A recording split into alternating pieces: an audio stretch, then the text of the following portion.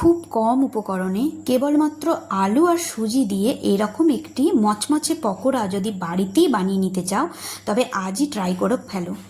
নমস্কার বন্ধুরা, our family nest আমার আরেকটি পর্বে তোমাদের সবাইকে স্বাগত। আশা করি তোমরা সবাই ভালো আছো। তো চলো, এখানে আমি তোমাদের একটা এইরকমই কম উপকরণে একটা আলু আর সুজি দিয়ে এরকম একটি পকোড়া তোমাদের করে দেখাবো।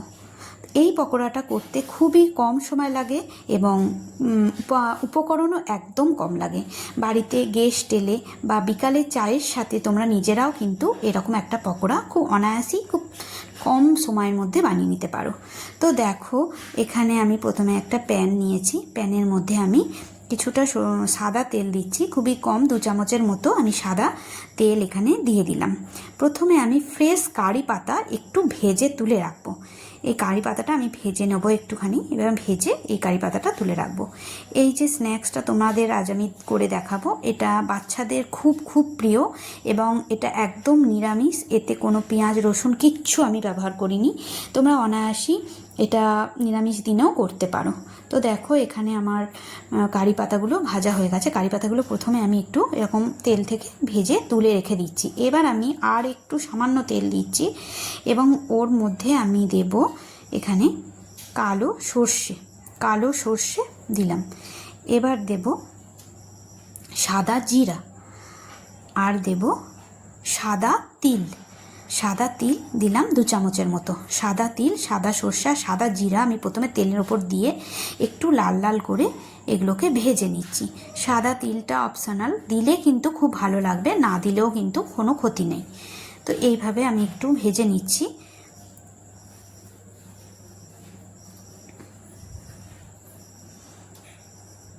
তো এটা আমার মোটামুটি ভাজা কিছুটা হয়ে এসছে। এবার আমি এতে জল দিয়ে দেব। এবার এখানে আমি একটা ভুল করেছি, তোমরা কিন্তু সেটা ভুলটা করো না। এই জলের মধ্যে কিন্তু তোমরা 2 চামচ লবণ দিয়ে দেবে। তো আমি এখানে লবণটা দিতে ভুলে গেছি, পরে আমি লবণটা দেব। এখানে আমি সুজিটা মেশাতে থাকছি জলের মধ্যে। এই পরিমাণটা আমি তোমাদের বলে দিই, এটা 2 কাপ জল নিলে 1 কাপ সুজি হবে। পরিমাণটা এরকম হবে যে 2 কাপ যদি জল নাও তাহলে 1 কাপের মতো সুজিটা নেবে এবং জলের মধ্যেই লবণটা দিয়ে দিলে ভালো হয়। তো আমি দিতে প্রথমে ভুলে গেছি, তাই আমি পরে লবণটা মিশিয়ে নিলাম। এবার আমি এর সাথে দেব একটু সামান্য হলুদ গুঁড়ো আর দেব সামান্য একটুখানি কাশ্মীরি লঙ্কার গুঁড়ো, খুব সামান্য একটু কাশ্মীরি লঙ্কার গুঁড়ো আমি এতে দিয়ে দিলাম। এবার এটা গ্যাসটা কিন্তু একদম কমানো থাকবে এবং সমানে খুন্তি করে নাড়াচাড়া করতে হবে এবং সুজিটা একটু সেদ্ধ হয়ে যাবে। এইভাবে নাড়াচাড়া করতে হবে ক্রমাগত, কোনোভাবেই যেন সুজিটা প্যানে লেগে না যায় সেটা লক্ষ্য রাখতে হবে। তো দেখো, আমার ডোটা কিন্তু রেডি হয়ে গেছে। এইরকম একটা ডো তোমরা রেডি করে নিতে পারো। হ্যাঁ, সুজির এরকম একটা ডো আমি করে নিলাম প্রথমে। এইটা তো এখন আমি এটা ঢাকা দিয়ে একটু সেদ্ধ হতে দেবো, গ্যাসটা অফ করে দেবো। তো ডোটা আমার রেডি হয়ে গেছে। এখন আমি এটা একটা ঢাকা দিয়ে দেবো, দিয়ে 2 মিনিটের জন্য এটা গ্যাস অফ করে রেখে দেবো, জাস্ট 2 মিনিট পরে আমি একটা থালায় এটা তুলে নিয়েছি এবং এটা প্রচণ্ড গরম। আমি একটু হাতে করে নাড়াচাড়া করে নিচ্ছি, কিন্তু এটা বেশ গরম। এটা একটু আমি ঠান্ডা হতে দেব। এবার এটা একটু আমি ঠান্ডা হতে দিচ্ছি। অন্যদিকে দেখো, আমি প্রেশার কুকারে খোসা শুধু 3টে আলু দিয়েছিলাম। তো একটা আলু আমার একদম সেদ্ধ হয়ে ফেটে গেছে। তো এবার আলুগুলো আমি খোসা ছাড়িয়ে এরকম নিয়ে নিয়েছি। হ্যাঁ, খোসা ছাড়িয়ে আমি আলুগুলো নিয়ে নিয়েছি। তো এটা আমি একটা ভালো করে খোসা ছাড়িয়ে নিলাম, একটুখানি ছিল, ম্যাশ দিয়ে আমি এটা ম্যাশ করে নিচ্ছি। আলুটা ভালো করে ম্যাশ করে নিচ্ছি। যেহেতু গরম ছিল তাই আমি ম্যাশার এখানে ব্যবহার করেছি, নাহলে কিন্তু হাত দিয়ে এই জিনিসটা করা যেতে পারে।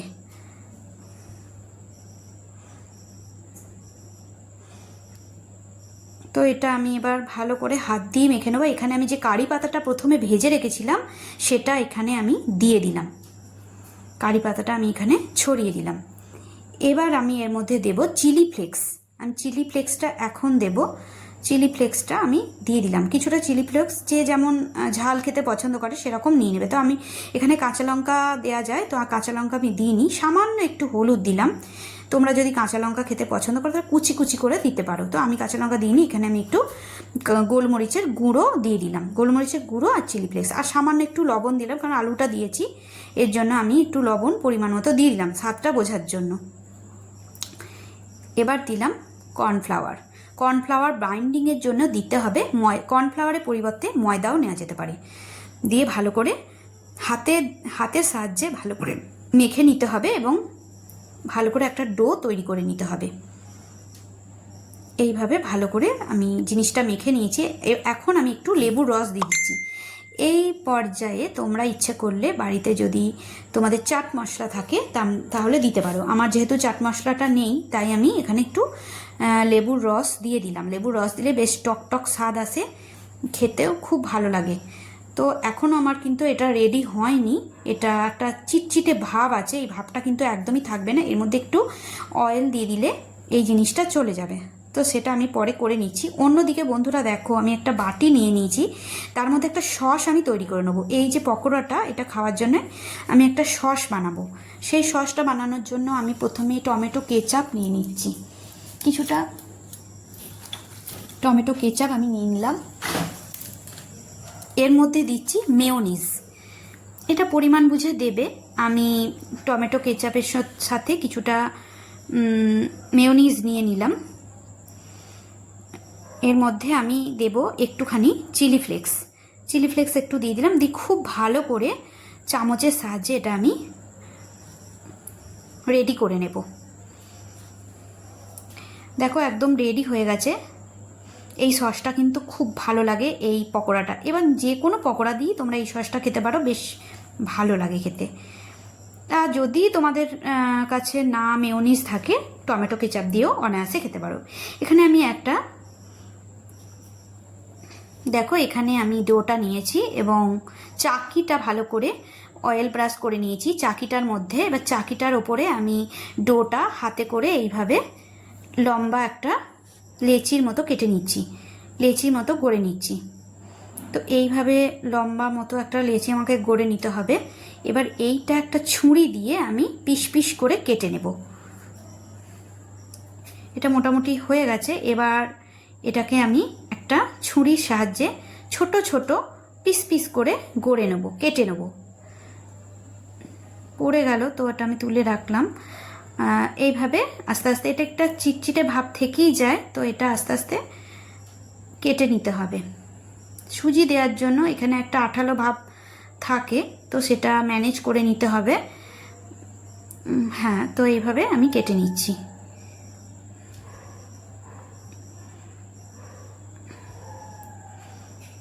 তো প্রথমে একটু অসুবিধা হবে, এইভাবে কেটে নেওয়ার পর এগুলোকে একটা শেপ দিতে হবে। তো আঙুলের সাহায্যে আমি এগুলোর শেপ দিয়ে দিচ্ছি। একটা রেক্ট্যাঙ্গুলারের মতো একটা শেপ আমি মোটামুটি তৈরি করে নিচ্ছি। তোমরা ইচ্ছে হলে গোল শেপও দিতে পারো, একটা রাউন্ড শেপও দিতে পারো। আমি তো এরকম একটা রেক্ট্যাঙ্গুলারের মতো একটা শেপ আমি দিয়ে দিচ্ছি। মোটামুটি দেখো এইভাবে একটা শেপ আমি করে নিলাম। জাস্ট এইরকমই থাকবে। এগুলো কোনো কিছুতে কোট করব না, বা বেসনেও আমি কোনো কিছুতেই ডোবাবো না। জাস্ট এরকম অবস্থাতেই আমি তেলে কিন্তু এটা ডিপ ফ্রাই করে নেব। তো এই প্রত্যেকটা আমি এভাবে গড়ে নিয়েছি। এইভাবে অনেকগুলোই আমার পিস হয়েছে, তো এইভাবে আমি গড়ে নিয়েছি পকোড়াগুলো। তো এগুলো আমি এখন ডিপ ফ্রাই করে নেব। তেলের মধ্যে, তেলটা একটু গরম হতে এর মধ্যে আমি দিয়ে দিচ্ছি। তেলটা খুব গরম করার দরকার নেই, মিডিয়াম অবস্থাতে এগুলো আস্তে আস্তে দিয়ে দিতে হবে। এবং গ্যাসের আঁচটা একটু বাড়িয়ে রাখবে।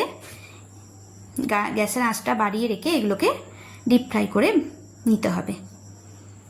একটু সময় ধরে এটা করতে হবে, কারণ এগুলো যেহেতু একটা আঠালো ভাব আছে, তাই একটার সঙ্গে আরেকটা জুড়ে যেতে পারে। তাই সাবধানে এগুলো সাইডে রেখে খুব সাবধানে উল্টে দিতে হবে। এক সাইডটা হলে অন্য সাইডটা আমি এইভাবে উল্টে দিচ্ছি।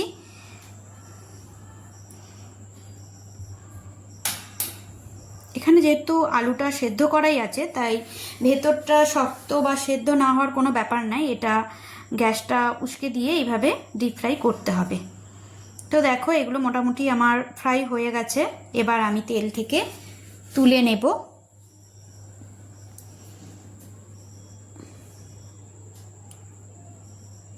তেল থেকে তুলে নিচ্ছি আস্তে আস্তে। খুব মচমচে একটা ভাব এসছে, ক্রিস্পি একটা ব্যাপার এইগুলোর মধ্যে থাকবে। পকোড়াগুলো আমার রেডি হয়ে গেছে। আমি একটা প্লেটের মধ্যে সাজিয়ে নিয়েছি। তো এখানে সস দিয়ে আমি সাজিয়ে নিয়েছি। পাশ থেকে আমার ছেলে ও আর মানে ইয়ে করতে, এই দেখাচ্ছি কেমন হাত দিয়ে কত সুন্দর হয়েছে ভেতরটা। ও পাশ থেকে একজন হাত বাড়াচ্ছে, সে আর থাকতে পারছে না, এক্ষুনি সে খাবে গরম অবস্থাতেই। তো দেখাচ্ছি, দেখো সসে ডুবিয়ে। তো বন্ধুরা, তোমাদের কেমন লাগলো অবশ্যই জানিও, আর আমার এই চ্যানেলটাকে অবশ্যই সাবস্ক্রাইব করে দিও আর বন্ধুদের সাথে শেয়ার করতে থাকো। আজ তবে এই পর্যন্ত, দেখা হচ্ছে অন্য কোনো ভিডিওয়। ধন্যবাদ।